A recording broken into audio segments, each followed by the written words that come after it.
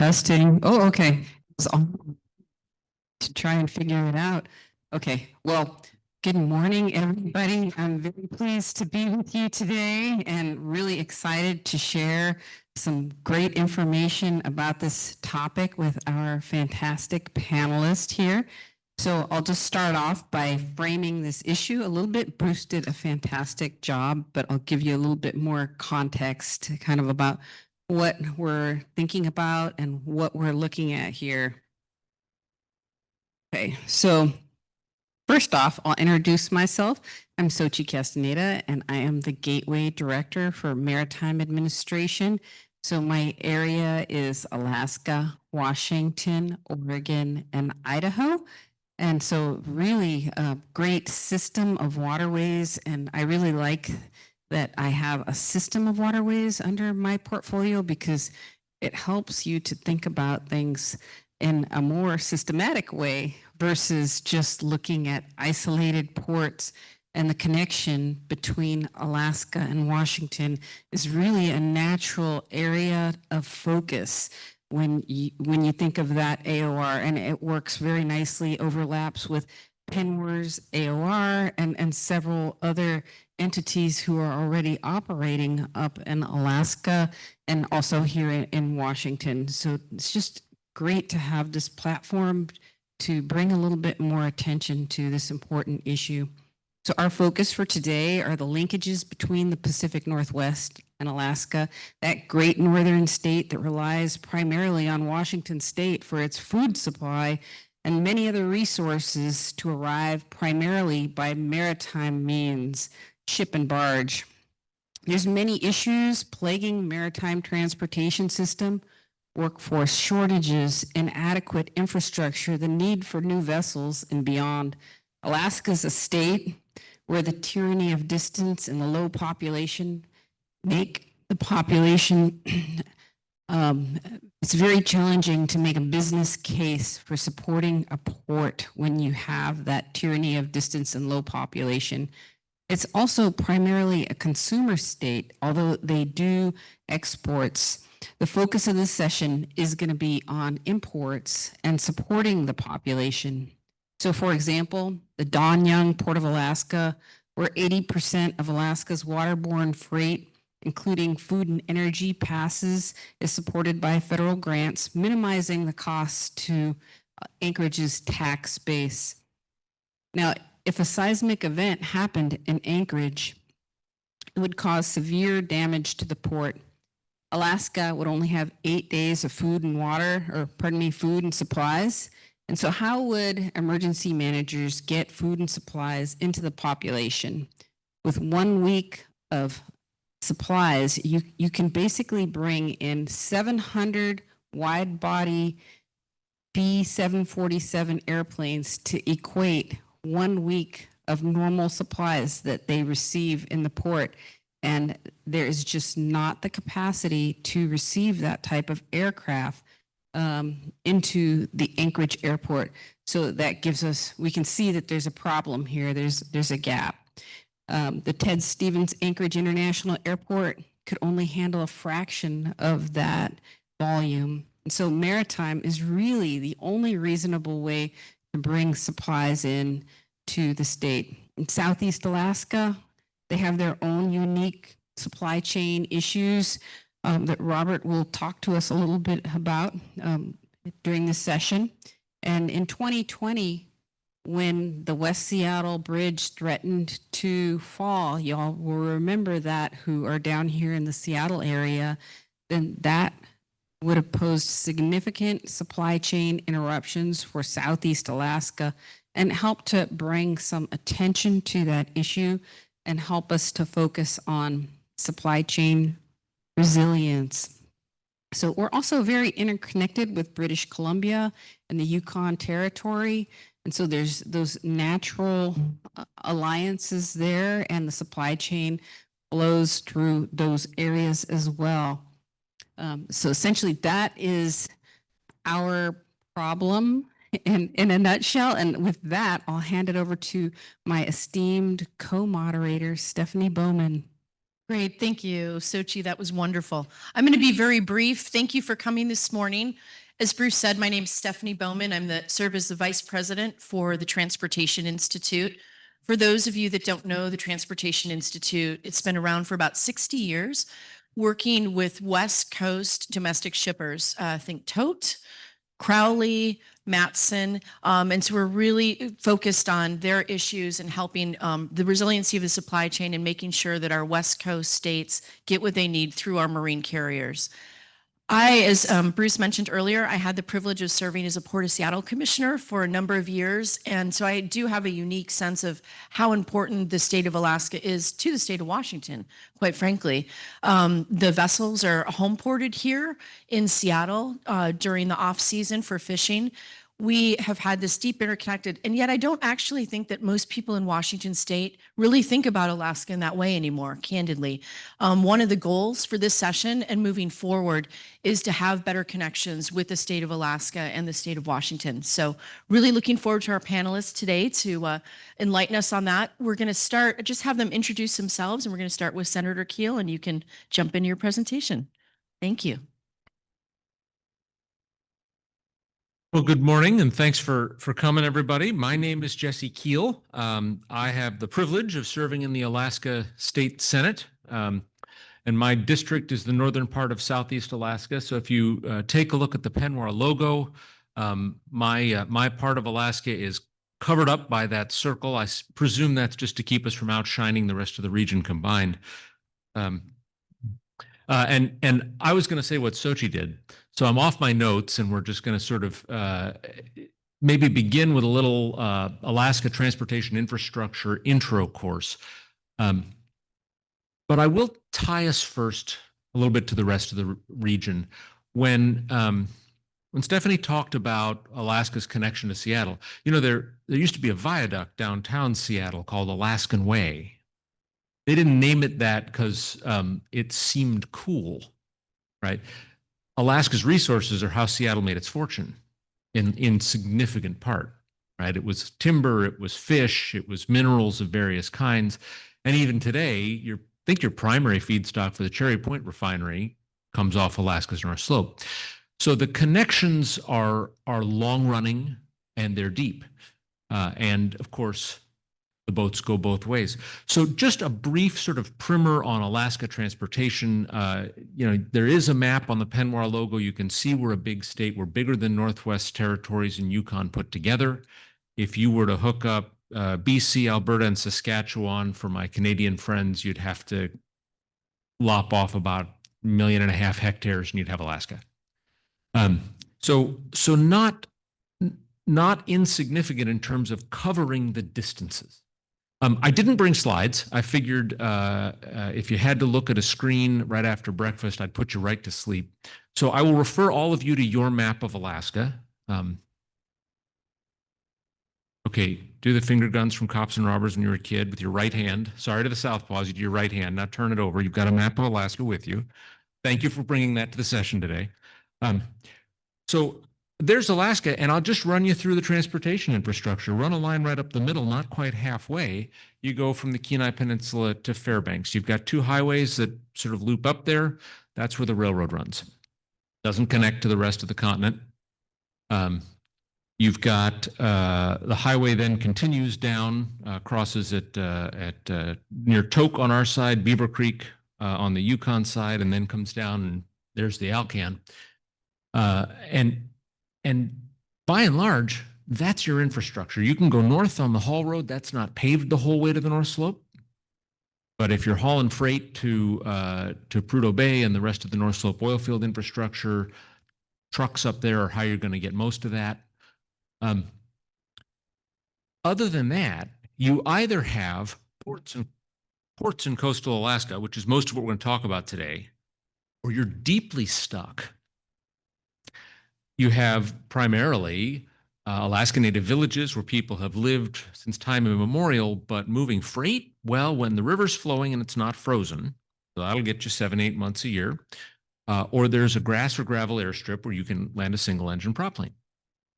Some of the hubs you can land a jet at, but go ahead and build a home or a factory. how are you getting your freight in?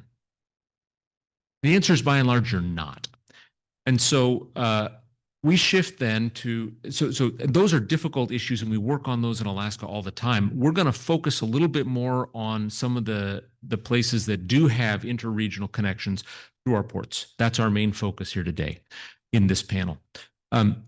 In our regional ports and around coastal Alaska, we have a real mix of private infrastructure and public infrastructure. By and large, you will find the private infrastructure is much more in the Southeast Alaska Panhandle, where you've had fish processors for decades and decades, for generations, or you've had timber economy, that businesses that were able to support building docks and the kind of infrastructure we're talking about. There is also a mix of public infrastructure in there, and when you come up into South Central Alaska, where, again, you're accessing most of the population in that corridor I mentioned from the Kenai Peninsula to Fairbanks, 75%, give or take, of the people live there. Then you, by and large, have public infrastructure. And so there was a mention earlier of the Don Young Port of Alaska. That's located in Anchorage. You have ports in Seward. You have a nascent port that is growing into something just 2-3 miles across the water from the Port of Alaska in Anchorage at Port Mackenzie. In the Mat-Su borough. These are the lifeline. If you can't get it up by rail and it's too heavy to fly cost effectively, it's a long truck run from lower 48. And so when we think about our connections, I think it's important to talk about the food and the other supplies, but also about our commerce and about the goods we move. When we think about the risk of supply chain disruptions, earthquake, right? In 1964, the Great Alaska Earthquake, Good Friday, it was a 9.2 on the Richter scale. It is, I believe, the second largest quake we have geologic record of in the world. Some of the mountaintops, the geologists tell us, swayed 36 feet. Yeah, you can imagine what the waves did on the water. Disruptions to our port infrastructure, that's pretty freaky. I represent ports at Skagway and at Haines. We could bring containers ashore. We could hook them up to trucks, but it's 12.5 hours to Fairbanks. And if you want to get them down to Anchorage or the Mat-Su, you need another 6.5 hours behind the wheel. Could we keep people from starving? Sure. Is that an economical replacement? Nope. So resiliency is really important.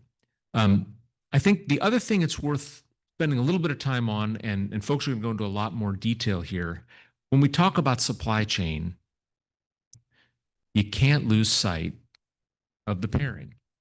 Supply's got to pair up with demand. And our low population is a challenge for that.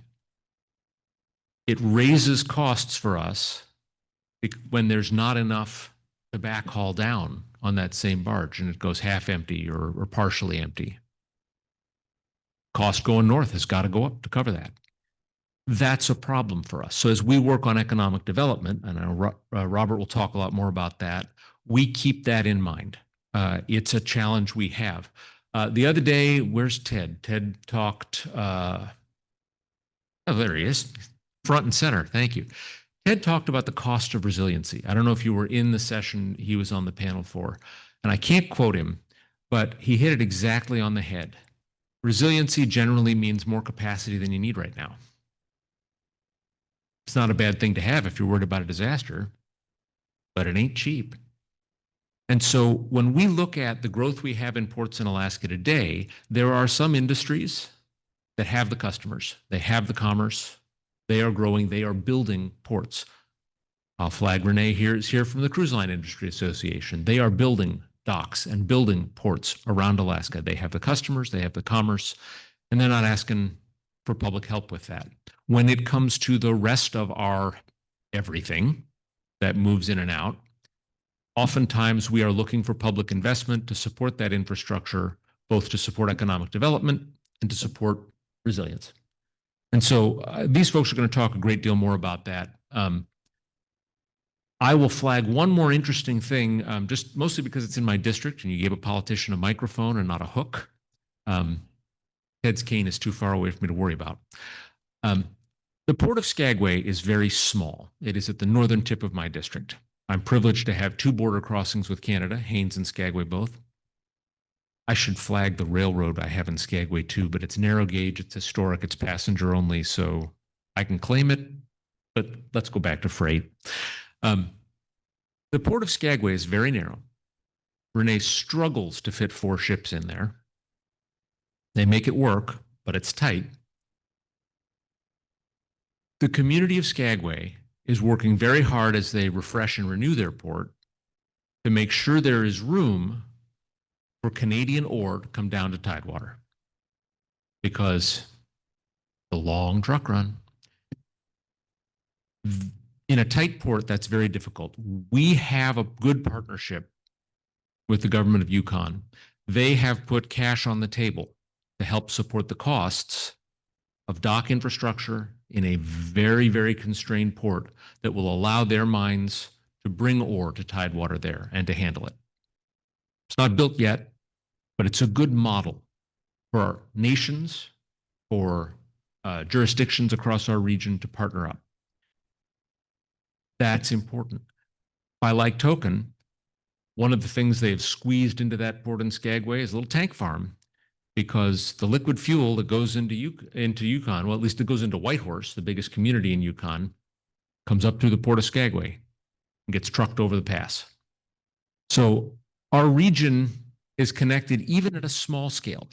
It can't all be the Port of Seattle and the Port of Tacoma, but those connections are essential. That's not my iPad. And were they to go down, we would be in trouble, not just in the communities that lose a dock, whether to natural disaster, an accident, whatever, but to our neighbors as well. So with that, I will sit down and shut up, and we'll let the people who actually have details to talk about hold your interest for a minute. That was wonderful. Thank you, Senator. And Seth, I believe you're up. Oh, Robert, excuse me. Robert, come on up.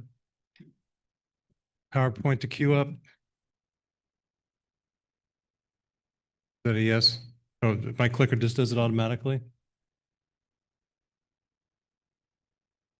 Over this. So it is. So it is.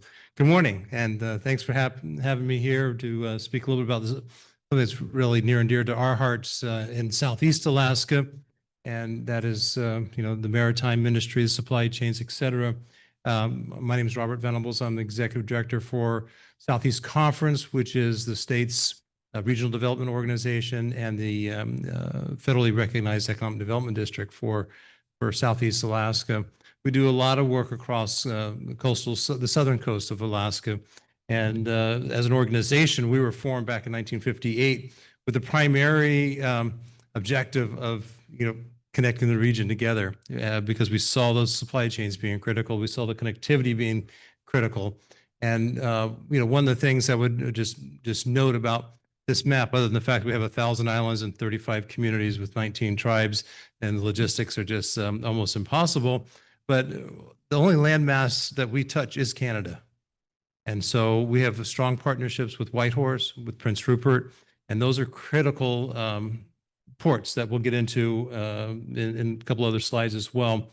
As part of our portfolio of responsibilities is economic planning. And these are the priorities that the region has set over a year and a half to say, this is what we're going to focus on in the next 5 years. But every one of these has a nexus to transportation. None of them survive without a strong transportation system. And so that's that is just so critical to key on to for the importance of this infrastructure. And I'm just going to throw a lot of information just as kind of an intro, kind of help maybe frame some questions that get tossed back, but just kind of put on the record, just kind of some scale. The senator gave you the finger just a little bit ago, and he kind of gave an illustration, but you see in what we call the South Coast part. So the person in green, that's the area that the Marine Highway System is focused on. And that is a lot of you see the numbers of ports and infrastructure that has crossed there. Just a fraction of of what occurs in the state, and you'll be hearing more from the other speakers as well. But maritime infrastructure and operations is critical to the success of our regions and our communities. The Marine Highway System itself is, I think it's the nation's largest marine surface transportation system, 3,500 miles of operations across about 33 communities, and with only a couple of touch points to the international road system.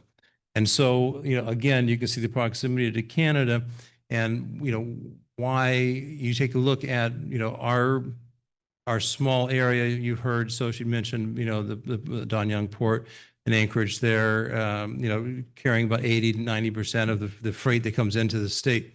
Well, Southeast Alaska is about 10% of the state's population, economy, jobs, but zero connectivity to supply chains that go into Anchorage. So we have a very distinct situation that's really reliant on our connectivity to both Seattle, this Washington State, and to British Columbia as well. But just throwing some of the challenges out there, where we have infrastructure, often it was constructed right after statehood. There was earlier years, a couple times during the oil booms, and that is aging. So we have a mixture of lacking infrastructure and aging infrastructure that we have to address. And some, I think I always look forward. So what are the opportunities? What's the solution set? Because it's not just, there's no silver bullet, we like to say, it's more of a silver buckshot. So what are the issues that are the opportunities out there? And it's going to have to be a public-private partnership that really helps drive the success for what happens. And so I think we'll get into a lot of these things during the Q&A, especially with the supply chain and the workforce issues that are ongoing.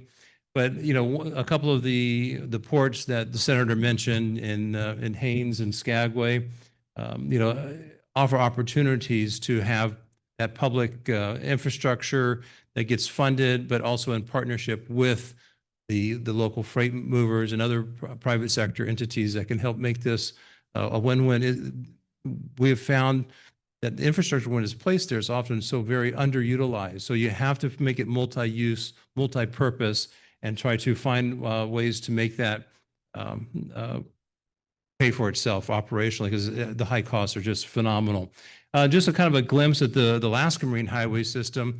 We're just getting away from the last of the 1960s vintage ferries, and still grappling with a lot of aging infrastructure. They're trying to build and modernize that fleet, and perhaps we'll get into that a little bit more. But you'll see, the efforts of the long-range plan that has taken place that's pointing towards a modernized, more standardized fleet of the future. So we're excited to see that movement there.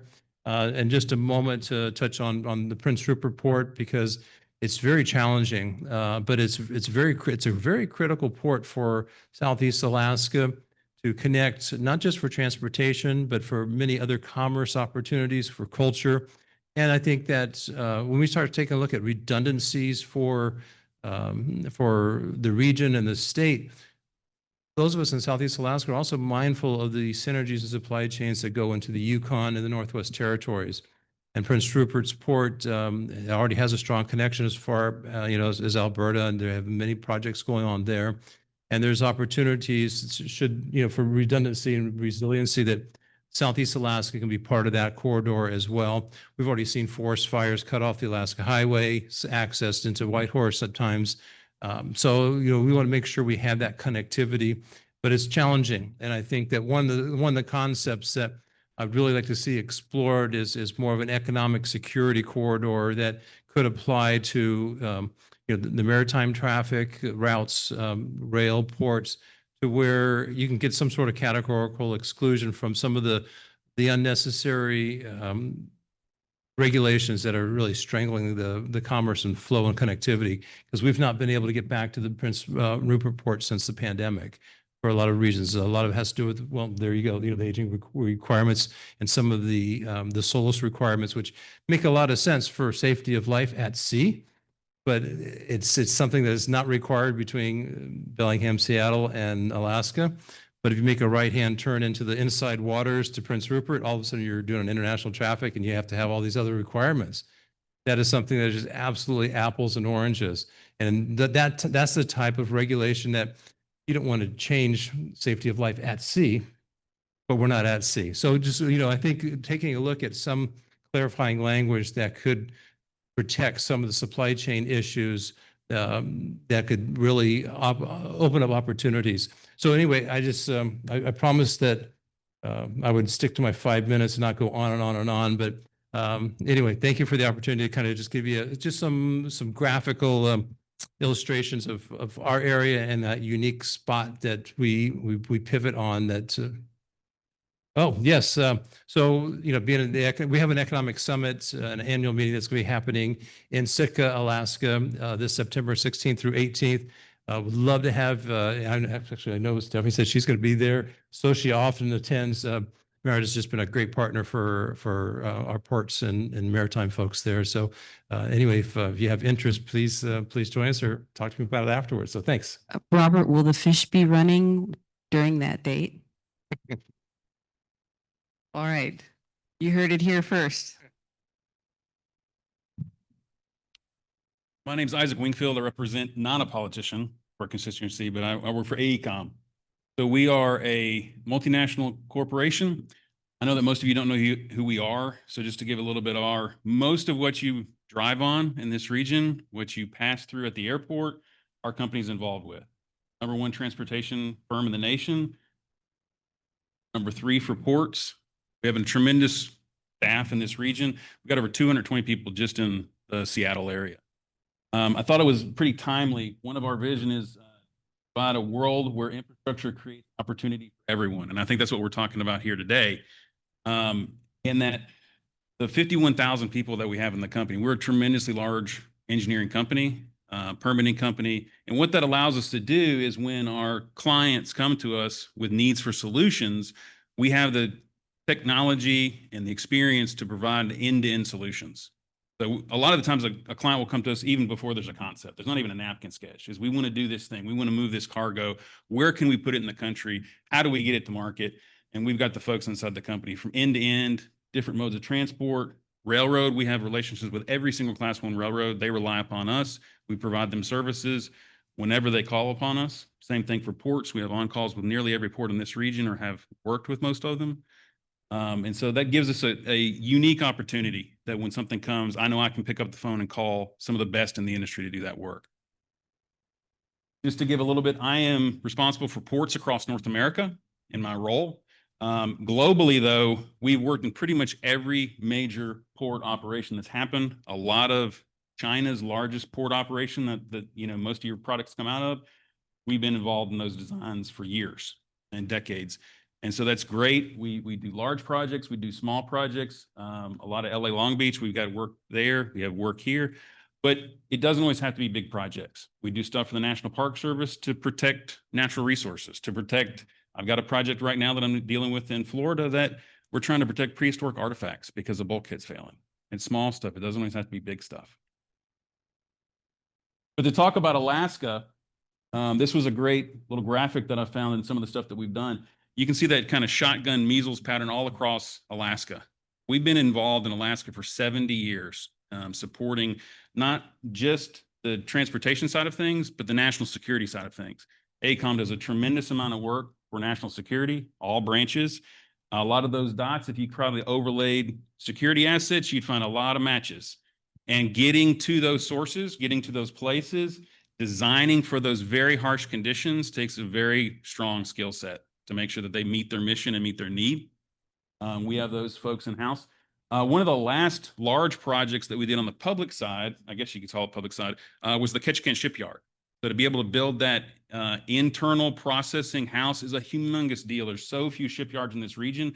That was a game changer. But that project took about 15 years from concept to final completion, but it's major player.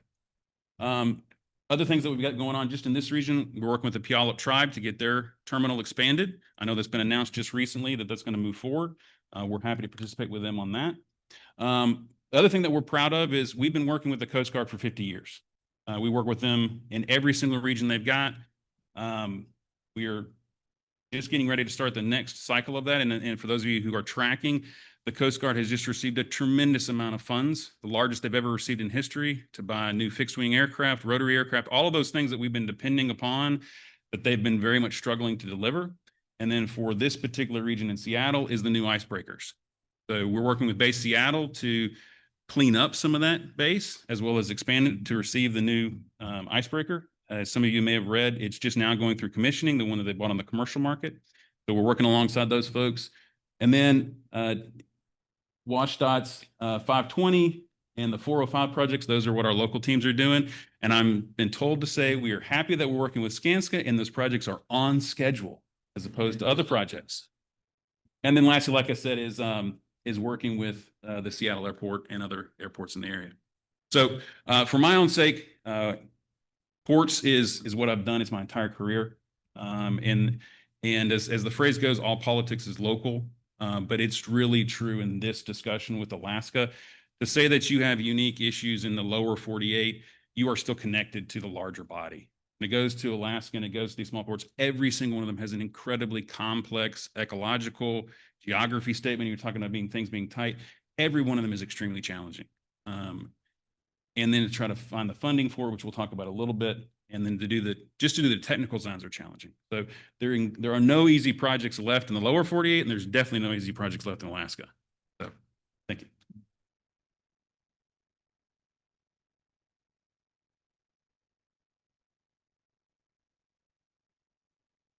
I'm going the wrong way. Here we go. Hi, I'm Seth Storsett, Director of Safety for Tote Maritime, Alaska. So for safety, you're probably thinking like bump caps and safety vests. It's a little different than that. That's also important, but it's really about protecting our organization. So yeah, so just going to share with you a bit about Saltchuk, our parent company, based here in Seattle on Alaska Way. Love that story, Senator Keel. Thank you. And show you our connection to Alaska.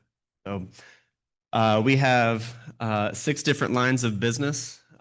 So Tote Group, you can see there. So we're in Alaska, Jacksonville, Puerto Rico. And then we've got Tropical that's in the Caribbean, OSG that's newly acquired, a very large company, expanding the fleet that we manage. We have Saltchuk Marine, which is our tugs and barges. We also have a large fleet of aviation that works I'll show you a map here that gives you a little better idea of everything. And then we're also in energy as well.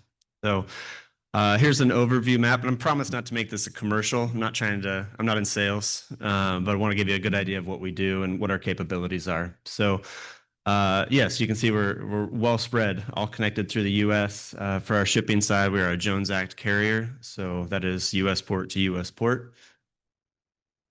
All right, more specifically on Alaska. The main part that for Tote Maritime Alaska that we're going to the port of Anchorage. I'll get more into that later. And then we are connected through the railroad up through Fairbanks. So while we don't reach the entire state, we reach the mass population. I kind of touched on this already, but this is the full tote umbrella, as I mentioned. All right, so here it is. So Port of Tacoma, we did call in Seattle for 1 year, and we've been in business for 50 years now, but we did shift to Tacoma just through some needed changes for our port. So Bruce talked earlier that we are a ro-ro operation, so we use external ramps to get off and on our vessels versus typical Lolo, which is a crane operation. So at times, it might not seem like the most economical way to ship cargo because we're burning a lot of space compared to stacked containers, but the efficiency and the turn times that we have in port to be able to load and offload is really key when you look at getting fresh produce, those type of items into the state. So we operate 2 vessels twice weekly, Wednesdays and Fridays in Tacoma, Sundays and Tuesdays in Anchorage. Excuse me. We have nearly a 3-day transit to get there. There's a lot of people don't talk about the storms that happen in the Gulf of Alaska, right? There's no like beachfront homes like you've got in the Bahamas or Florida. But some of the storm systems that we see out there are very large, and we have to navigate, through that. There's other things like getting into Cook Inlet. There's a shoal crossing. Shoal crossing is a high point in the seafloor that you have to have so much space to be able to clear that.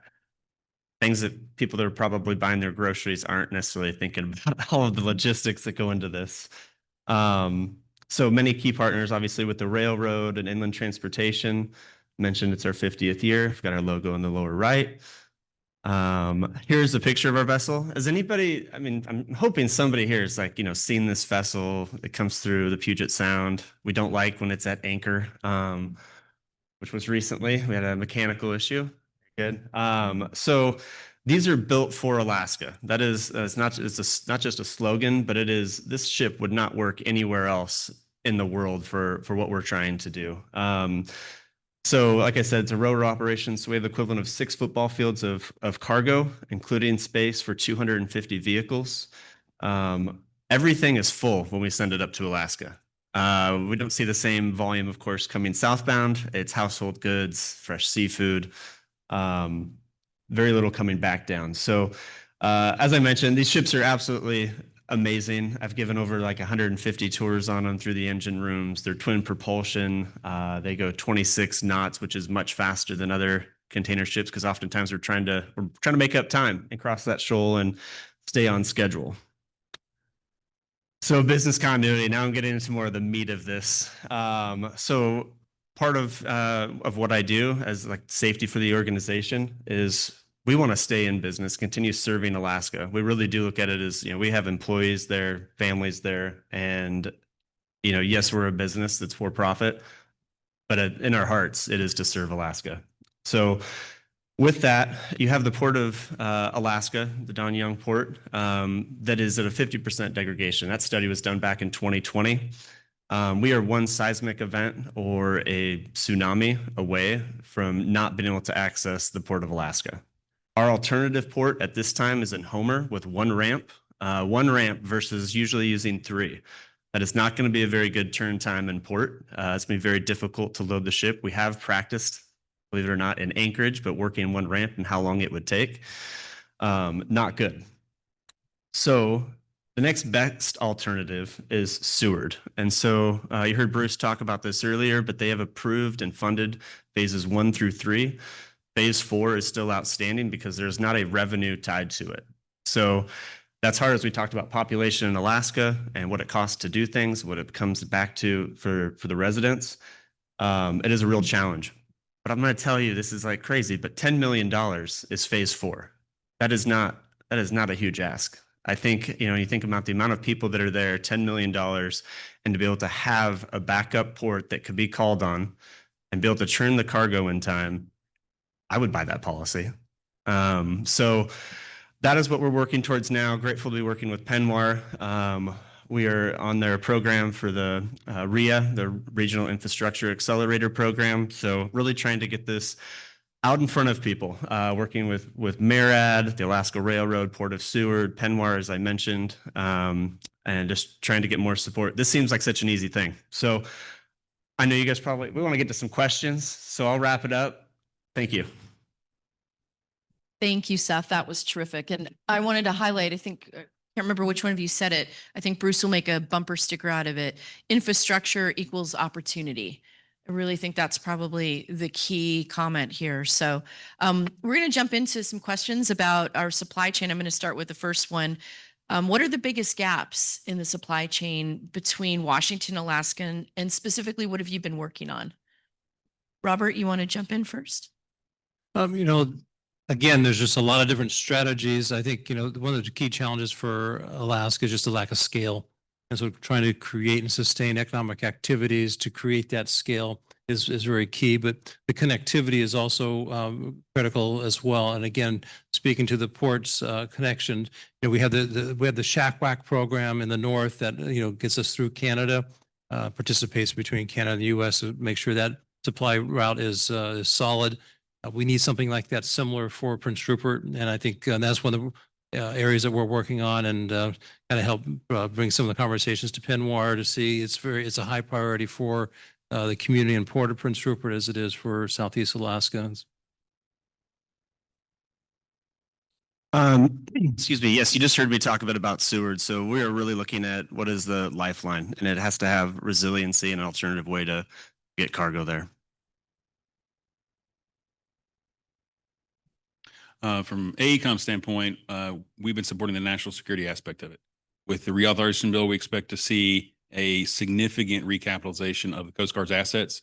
Some of you that know that follow it, they have been significantly underfunded for decades, and they've got a lot of catching up to do in the next 5 years. So as those programs roll out, we're already pretty much always have projects running at Kodiak, but we expect that to probably multiply by 4 to bring those assets online and to help those folks out. Well, I alluded to some of this in my opening remarks, but I think one of our biggest problems really is customers. And primarily, I want to talk about the backhaul piece. Linden comes into Southeast Alaska. It's a functional monopoly. They have the opportunity in the summertime to bring a heck of a lot of processed fish out of the state, right? And we have more value add processing going on in my region of the state than others, so that helps support that shipping cost. And year round, we can bring Alaskan Brewing Company beer. It's one of the 20 biggest breweries in the nation out of my hometown of Juneau, but it's not a barge full yet. So we've got to continue to work on Alaska's share of what we put into the shipping route, not focus exclusively on what we're hauling north and taking off the barge. Okay, thank you, Senator. That's really good perspective. And just to add in a little bit to this conversation that we're having here, I wanted to highlight, we've heard a couple things about investment. You heard about Seward, Don Young, Port of Alaska, and just to mention Maritime Administration, we administer the Port Infrastructure Development Program grants. And so last year alone, Alaska got $106 million across the state for port infrastructure development grants. And so those grants are working not just in Alaska, across the nation, but in Alaska in particular to try and help build some of the resiliency and to help really just the basic infrastructure. So I'll note that, and that's a competitive grant that is certainly available to any port who is handling cargo, and it's basically to improve the safety, efficiency, reliability, and resilience of ports. And so that's a big thing that we absolutely need in Alaska. And so kind of framing this next question, and if I can, one good thing to point out is last week was the announcement of the latest round of grants, and Mackenzie did receive their grant to build a barge haul facility to be able to haul that out. So that's a great addition across the way from Anchorage. So it'll be good to see what economic development comes out of that. yeah, thank you. Thank you. That's an excellent point. And what's important about this discussion is there's not just one port that we are trying to invest in to increase resilience, but we're talking about this in a systematic way and thinking about those rail connections that could help support once you land cargo in a port, now you need to get it to the population base. And so being rail connected is certainly a big factor that we think about and how that will help build resilience.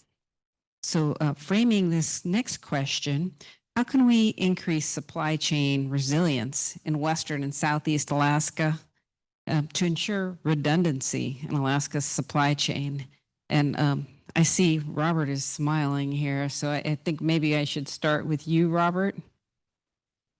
I'm just going to repeat myself, resiliency. I think the comment earlier about, from the senator that said, if you're going to be prepared, you're going to really build out that infrastructure more than what your immediate need is. You have to have that eye to the future. So, the infrastructure investments that are occurring in Haines and in Skagway and other communities in Southeast, and the other speakers are going to speak to the ones that are more in the West.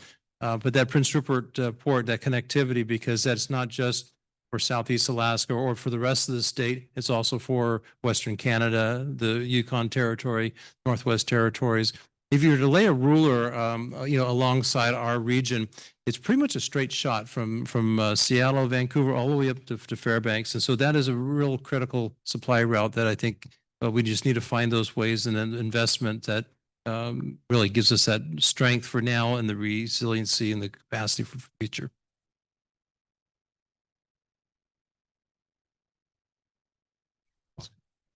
So I'm a little reluctant sitting between a safety manager and somebody who contracts with the Coast Guard to talk about the Coast Guard. But we have, I think, a real dearth of some of the maritime safety infrastructure, and that is never good for the safety and security of commerce. My region of the state, the Panhandle, from Ketchikan or Metlakatla, right after you cross Dixon Entrance coming north, you've left Canadian waters for American, up to Yakutat, just north of where I represent, the top of the Panhandle. It's about as long as California, give or take. One Coast Guard port. How many Coast Guard ports? How many commands in California? I think it's 5, right? That same length of coastline on the East Coast, dozens. I don't care how many people with shiny uniforms we have. I care about the response assets and the safety and prevention assets, and that's where we're really short. And so that's a problem. We have some pretty good response and prevention infrastructure in our oil spill response organizations, but they're doing double and triple duty, really. They're responsible for marine salvage in the case of an incident, marine cleanup, God forbid the incident goes to disaster.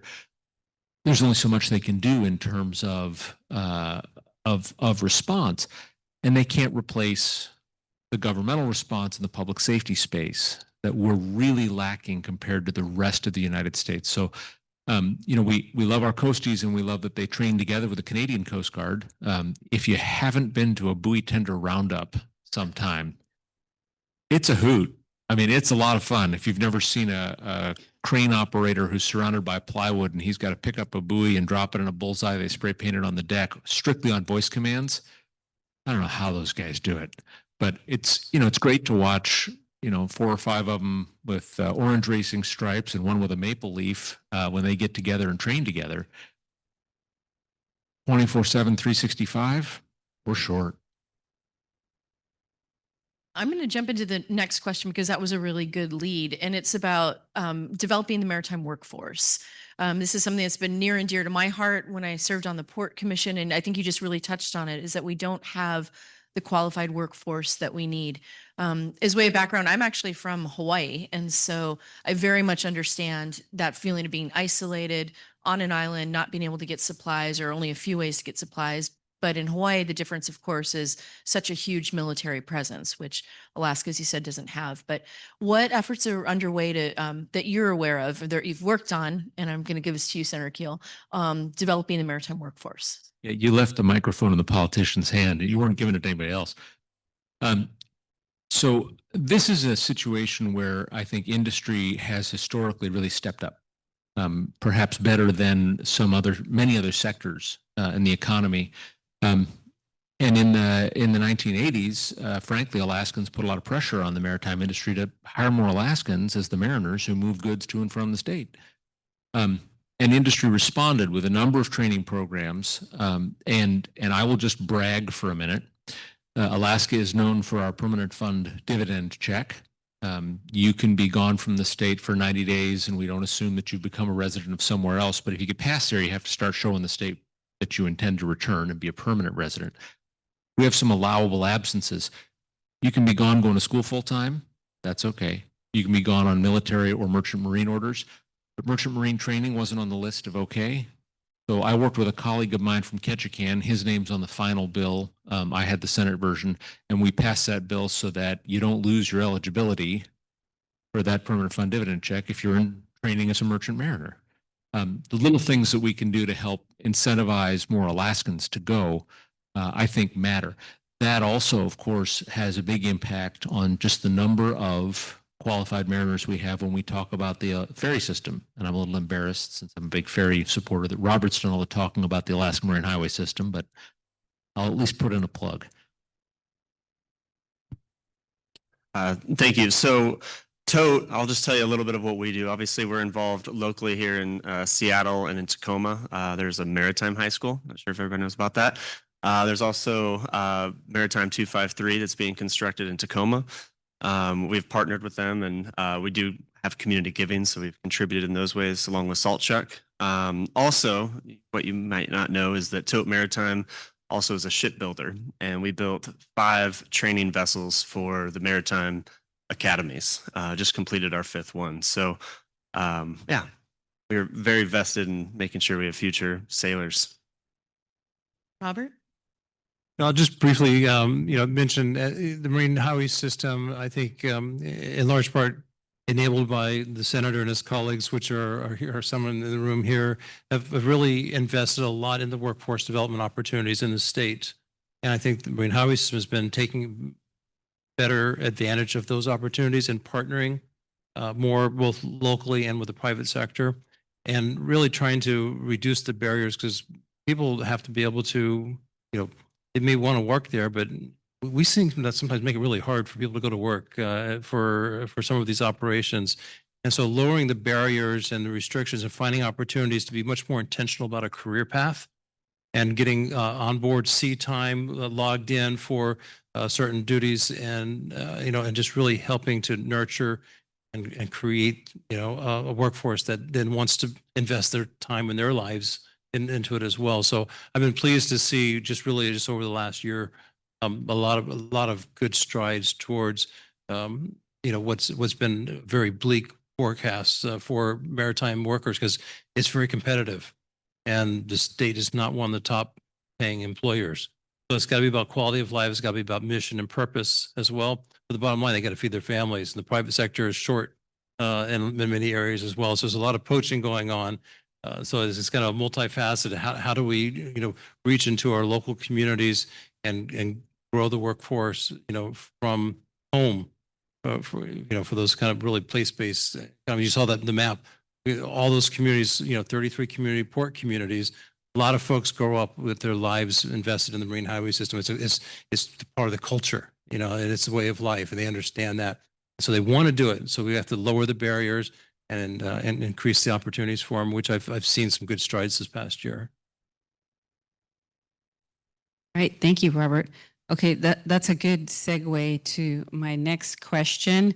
And before I ask it, I'm just going to give a shout out to Alaska DOT and to the Alaska Marine Highway System, and just appreciate all of their partnership and engagement. They have really been accessible, and I know they're working hard within the constraints that they have. So the Alaska Marine Highway System, it was mentioned, that is the longest marine highway system, the longest ferry system in the United States and possibly in the world. Is that correct? So that is something that we use to transport cargo on. It's not just about moving people, it's also about moving cargo. So what are those opportunities? And I'm going to start with Robert here, because I think you can really lend some expertise to this question. What opportunities are there to improve our ferry service in Southeast Alaska? And, we'd also like to hear about Western Alaska, but if you can start with Southeast Alaska. The fare box is really key. I mean, we have the aging infrastructure is critical. And so you saw the slide that just showed, the aging fleet and the new efforts to get, new vessels on the water. That's critical, because if you don't have the vessels, they can't float. If you don't have the operators, they can't, they can't operate. Last year we tied up a perfectly good vessel because we didn't have enough crew. But we have to create the fare box revenue in order to capture and create the opportunities and demand.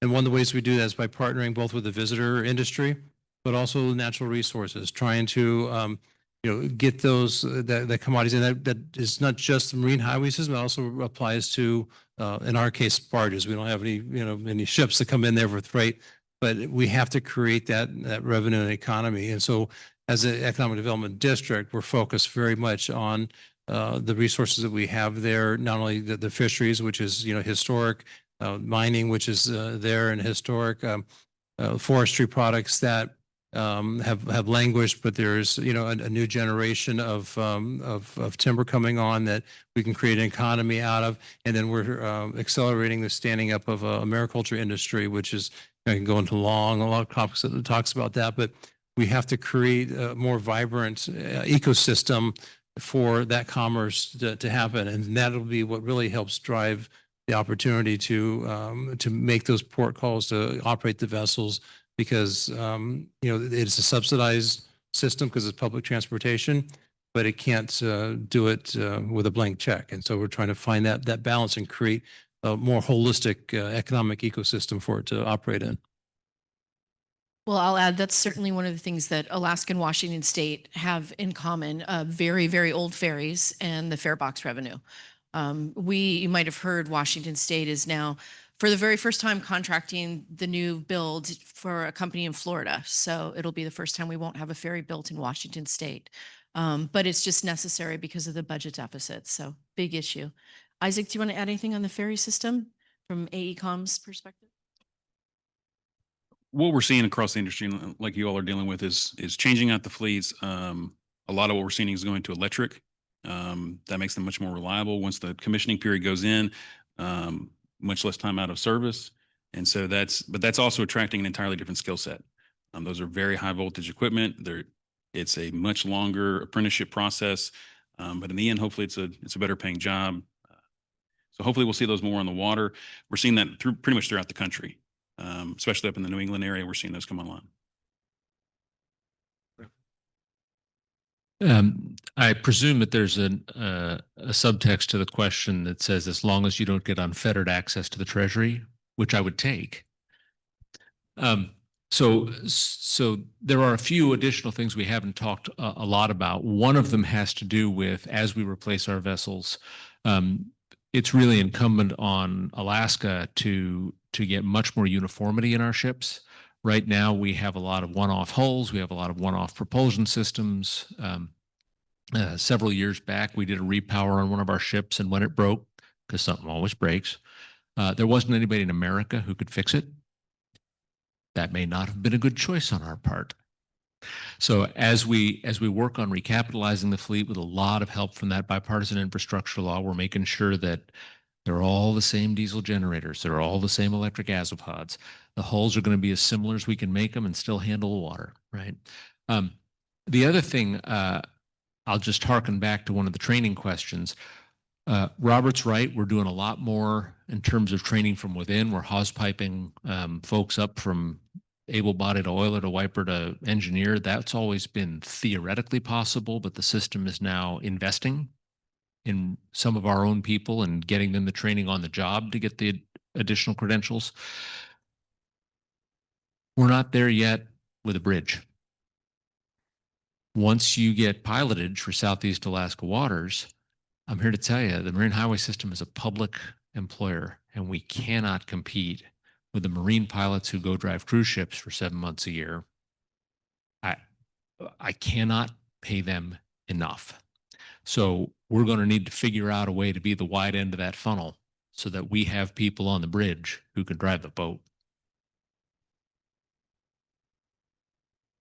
So I think you have a question about the Arctic Circle and Arctic security. I do. But before I go to that, we have some excellent questions that were submitted by the audience. So if you would like to submit a question, please do so on the app. And I'm going to go ahead and take one from the app right now. So this is a pretty big question, and I'm going to, Beth, this is going to be for you. Okay, he's totally unprepared, but I'm sure we're going to get a great answer out of him. And others are welcome to chime in on this as well. So if there's an earthquake big enough to take out the Don Young Port of Alaska, it would likely also take out the bridges at Eklutna. What's Saltchuk's plan to get the goods to the 100,000 people north of the Knik Arm? No pressure there. Yeah, no pressure. That is a loaded question. I'd like to know who asked, but we can talk afterwards. All right. We'll meet. So, I showed you a list of all of our assets that we have, whether it's tugs and barges, airplanes. Even I look at Linden, who is they're a competitor to us, but they're also our biggest customer. So there was an earthquake, I believe it was about 6 years ago, that took place in Anchorage, and it completely destroyed an off ramp. And within 24 hours, that was rebuilt. I'm not saying you can rebuild a bridge in 24 hours, but one thing I know about Alaskans, is they're resilient and they will figure out a way. So I will say from the salt chuck side, when we have had hurricanes in Puerto Rico, they took everything that they had to go and serve the people that live there, with not looking for a dollar. Said, we'll figure it out later. So I hope that's a good answer for you. Okay. And just to add on to that response, that is, that question is part of the reason why we're all sitting here today, because it's something we're concerned about, and just our work group formed because you can recognize that bad things could happen, and the ability to work together ahead of a disaster and think about your plans really helps after the disaster happens. What do they say? You can't surge trust in a crisis, but having those relationships ahead of time, not just with TOTE, but all the emergency managers who work on the ground in Alaska. I know they just recently did a rehearsal of concept up in Anchorage, and they have been continuing the conversation on how we can support the population. And that really plays into what we're talking about here today. So appreciate that, Beth. And So I'll add to that, as somebody who lived most of their career in the Gulf region, and we were dealing with hurricanes, and you're told to have your 3 days of food and water, potentially power on hand. Hopefully, understand that in this situation, it's totally different, and this is to turn around a fleet that is what Seth is operating as RoRo. They can't just pivot to another port. They'll have to come back, offload, get with AML and Askerly lines, and then redeploy. It's not days, it's potentially weeks. So that's why we're having this discussion, is that these are not commercial decisions. They're state security, they're national security decisions. And that's where it's not just us at the table, but it's definitely Sochi at the table representing the government, that it's how do we want to invest to protect the asset that we have in the state, so that the individuals that are living there and their hardiness can get through that event. And as you're talking about, the bridge is going down. You're not fixing the bridge quick, but that's the importance of having, just like we talked about with Mackenzie, now having a pullout barge dock location. That's a big deal. It may not be a competitor, but at least it's on the other side of the river.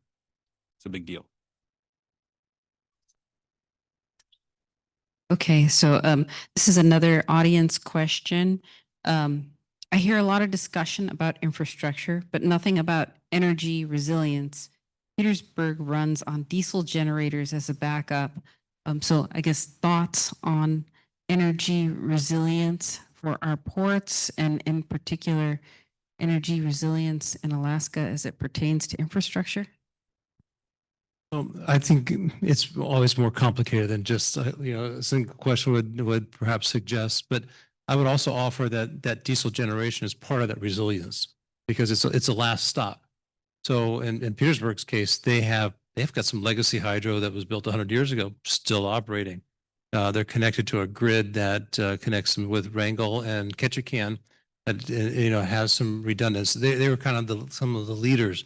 But when all things fail, and sometimes they do, you got to have that redundancy. So I think that's a good example of where resilience, where you've got like a 3, layer, backup systems, and not all of our communities have that luxury. And so that's one of the things that we're trying to do. Alaska is kind of a leader in grid resilience for the nation, because there's so many, we're all disconnected. You saw my region has 35 communities. Very few of them are connected, to each other. And so they have to have that level of redundancy. you really have to take a look at the resources that are available. In our case, we're obsessed with renewable resources because we're surrounded by them. We're in a rainforest, we've got perched lakes and melting glaciers, and we've got lots of renewable. So hydro is very important to us. We're surrounded by forests, so wood plays a piece of the energy. There's a whole different conversation that happens in western and northern, Alaska with more of the fossil fuels and the availability of oil and gas. Those are different conversations, they're just complementary. So there's no one answer when you have a state the size of Alaska that spans the entire continental U.S. from coast to coast. So it's unique, but from a Southeast perspective, we're really trying to build as again, going back to what was said earlier, to build true resilience, you have to exceed the capacity needs of today by looking for tomorrow and trying to build that redundancy in place.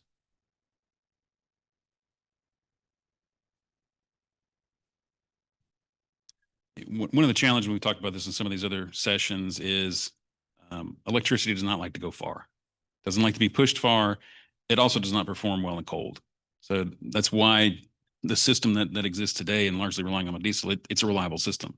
It's a simplistic system and it's fixable by a large number of people. So while it'll be interesting to see how some of these other alternative energies we talked about this week will play into that, and a lot of those locations, in my own experience, I think we may talk about it later, is the mining industry has found ways to do it.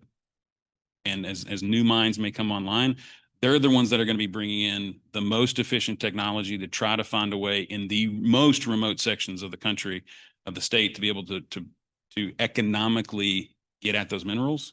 And hopefully some of that technology that they bring and the assets and the knowledge that they do to survive that environment will then be able to play off into the local communities. Just briefly, I mean, I don't disagree with a single word that's been said. I think it's important insight, and the reliability of diesel is one reason that in vast numbers of islanded, isolated communities, that's the way we go. It's also incredibly high cost. In my community of Juneau, we have old hydro. It's the lowest electric rates in the state. But when an avalanche took down the power line to the hydro project, we went on the diesel backup, which we have on site because it's reliable. It also cost 5 times as much per kilowatt hour. We got the line rehung real quick, but nobody shivered in the dark that winter for 4 weeks because there wasn't electricity. We had the reliable backup. The technology advancements are going to help us add more pieces and more resiliency. I encourage folks to look up in Nome, where it's very cold, where the primary source of electricity still is diesel, but they get a lot of wind off the Bering Sea. They have turbines. They have, I believe they have a small solar installation, which only helps them in the summertime. But in the summertime, the sun shines pretty close 24 hours a day. So they are integrating those other things into a very, very small grid, right? It's a hub community, but that I think means it's about 3,000 souls, maybe it's 3,500. They are trying to add additional elements so that when one doesn't work, another does. As that technology advances, I think, watched a panel in here talking about micronuclear. One of these days, that's going to go from it's 5 years away to it's installable. That will help. We're just going to keep building and layering on.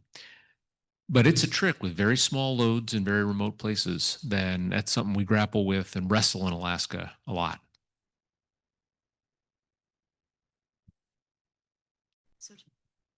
Okay, so this next one is going to take us even further north.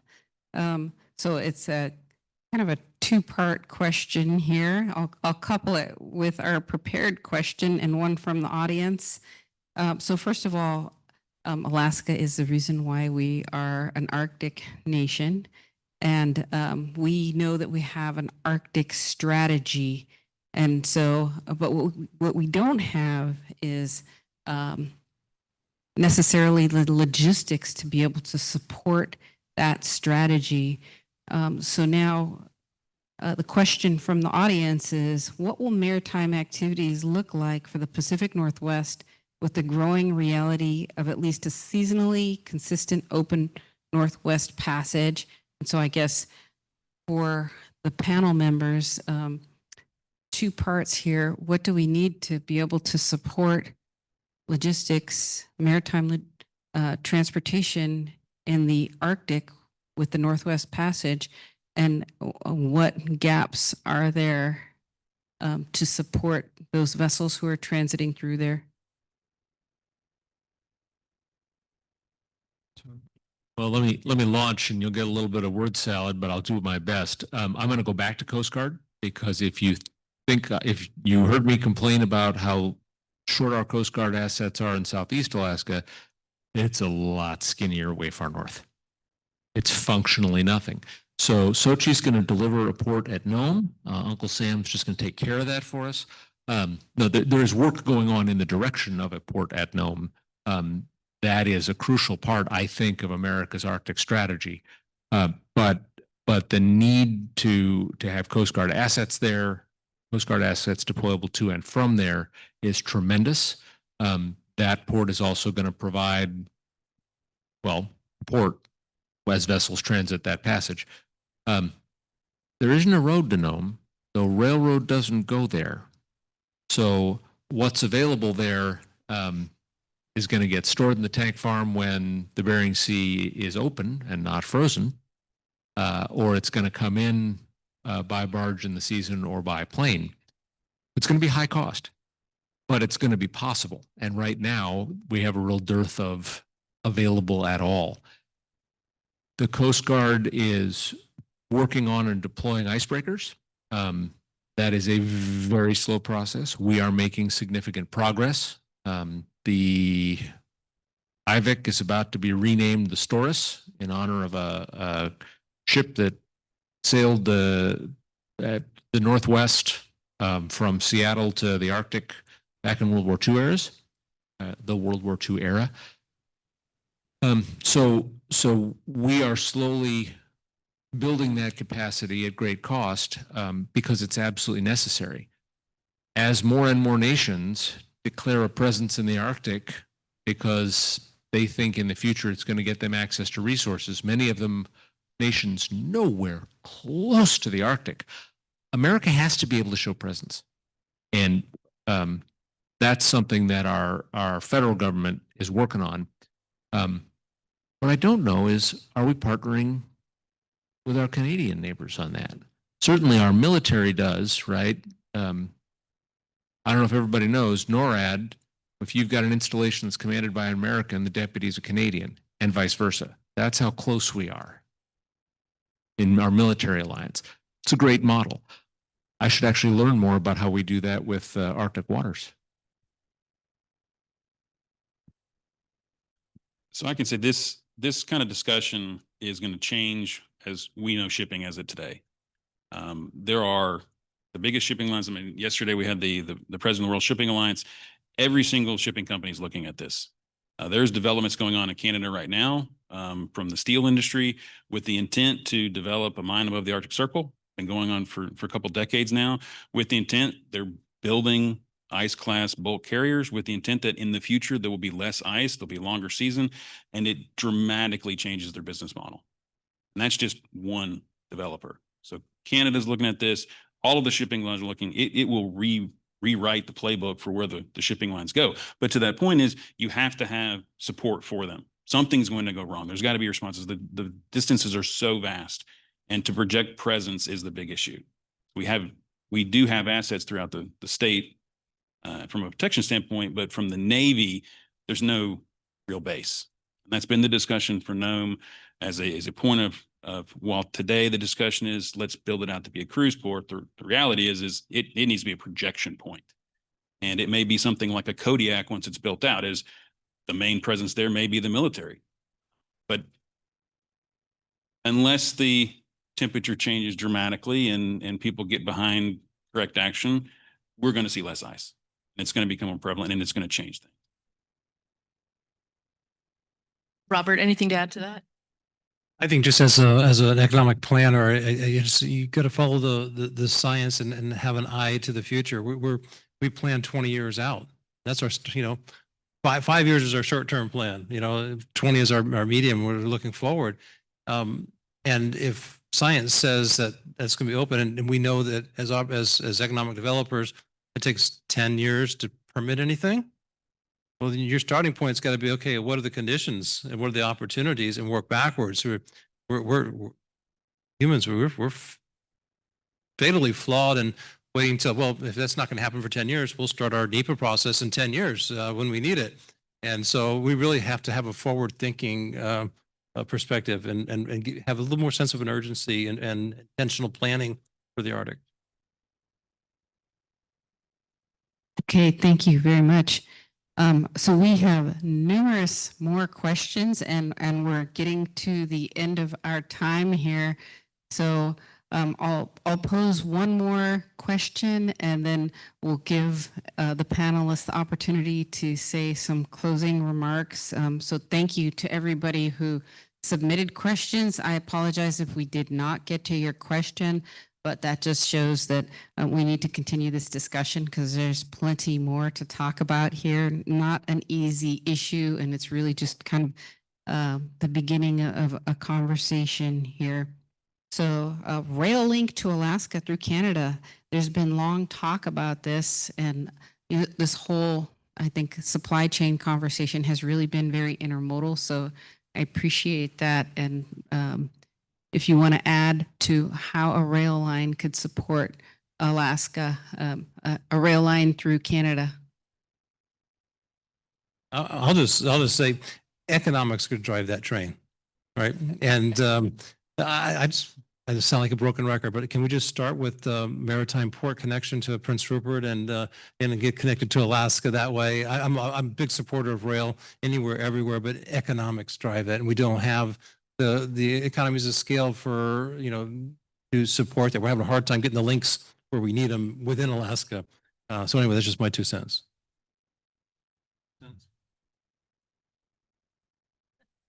I'm just trying to do math in my head. If it's 18 to $20 million US per mile to build new rail, and to get from where the rail ends now in Alaska to the rail ends now in Canada, or maybe to Fort McMurray, 250 miles, 300 miles.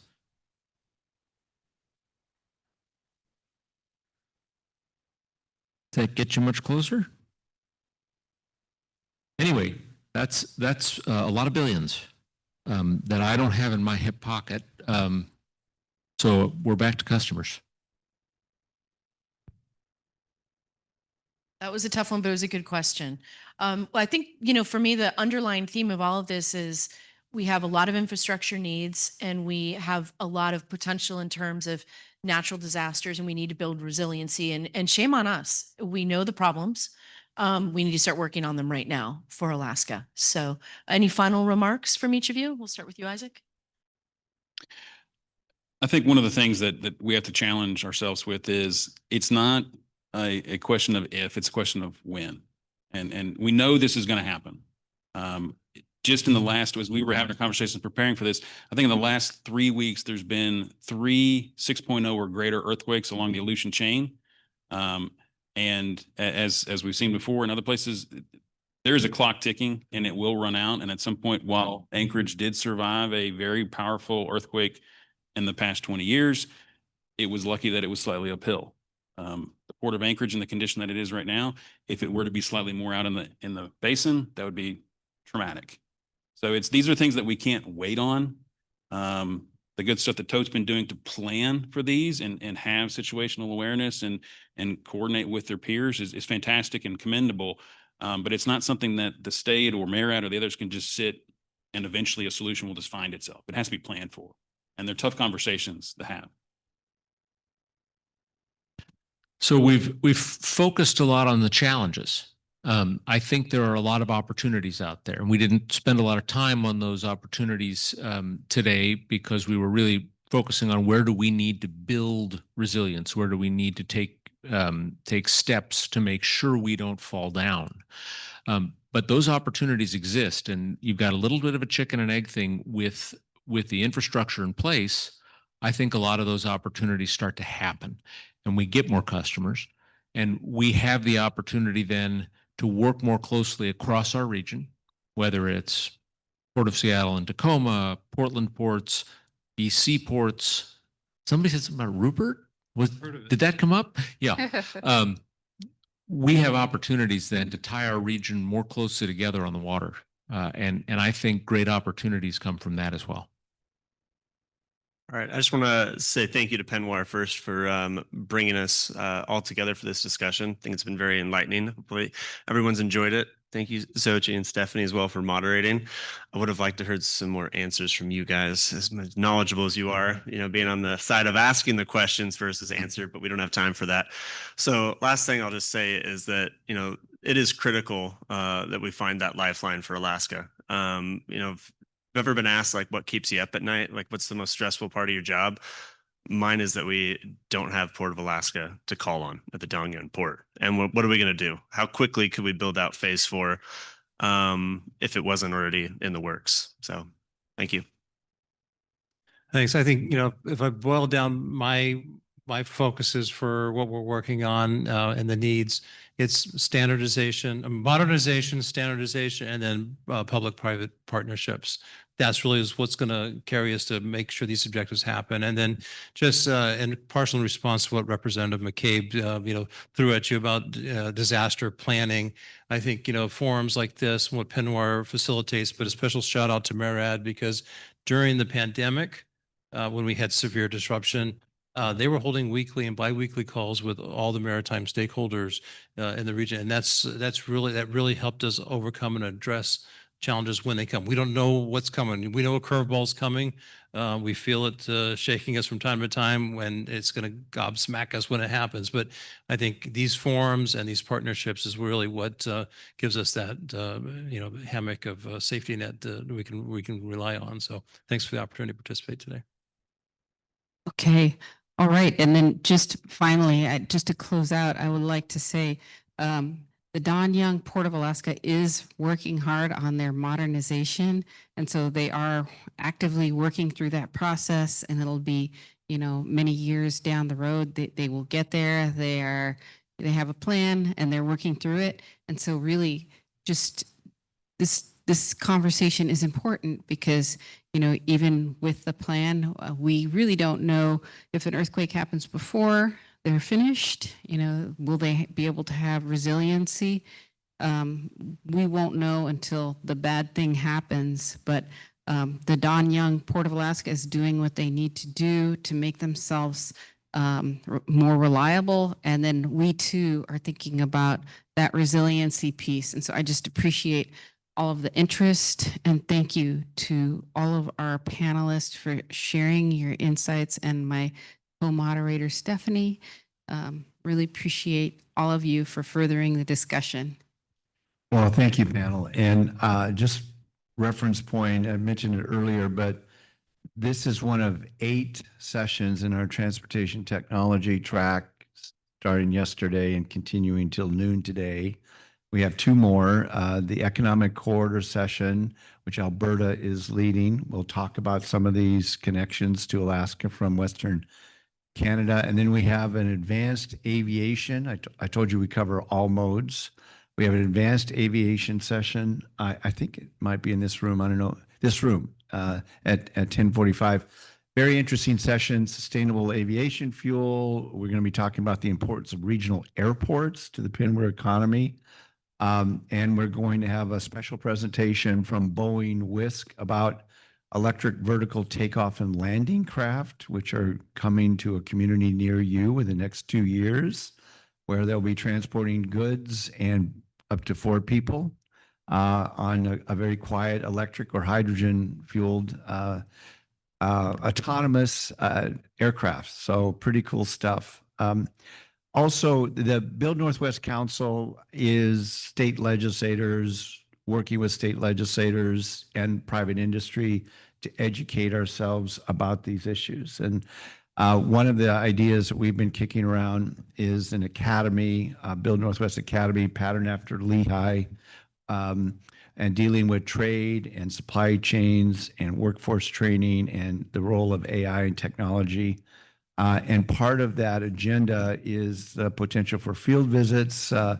Last night, over a couple of glasses of wine, we talked to Stephanie and Tom and others about the possibility of doing a field trip for Washington State legislators to Juneau and Anchorage and Alaska Railroad to Port of Seward to see firsthand the unique nature of Alaska's multimodal transportation system. We have Professor Keel will be leading the tutorial.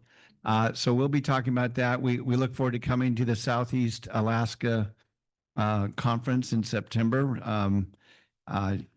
Here they have great fishing in Sitka.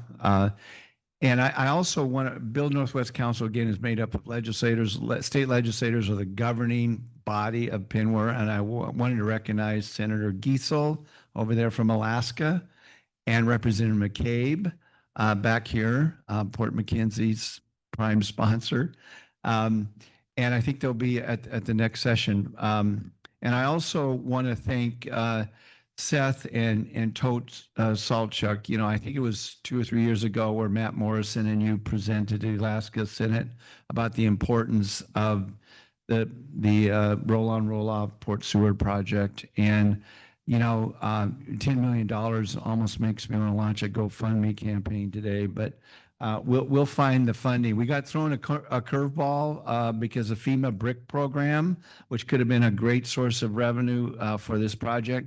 The administration decided to evaporate that. Actually, states are now suing them, and we'll see how that goes. But we've got to find that money. That's going to be in our major agenda. And I guess the last point I would make is one of the underutilized capacities that PNWR has is the ability to get our very senior and very powerful congressional delegation to work on a concerted mission, particularly around supply chains, whether they're highways, rail, road, maritime. Supply chains are a critical issue. Senator Cantwell on the Commerce Committee introduced a supply chain bill, got Republican bipartisan support.